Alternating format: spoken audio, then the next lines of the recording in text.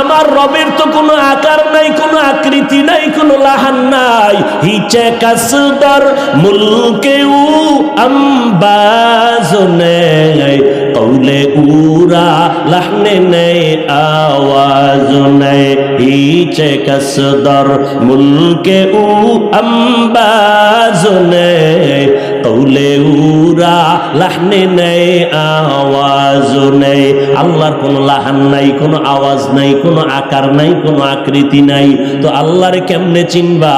রবের সাথে মোলাকাত এই জমিনের মধ্যে হবে না। তো রবের জন্য যদি পাগল হও, ওই রবের মোহাব্বতটা যদি অন্তরে ঢুকাইতে চাও, রবের দুনিয়ায় দেখতে পারবা না। তো রবের কিছু নিদর্শন আছে, এগুলো তুমি দেখো আর কলিজারে ঠান্ডা বানাও। রবের নিদর্শন বাইতুল্লাহর ভিতরে চলে যাও, আল্লাহর ঘর। ওই ঘরটার দিকে যতক্ষণ তাকায় থাকবা, আমল নামায় শুধু সওয়াব আর সওয়াব। আমার রবের নিদর্শন, আমার আল্লাহর কালাম কোরআন শরীফটা খুলো, আঙ্গুল টানতে থাকো আর বলো হাযা কালামু রব্বি, এটা আমার রবের কালাম।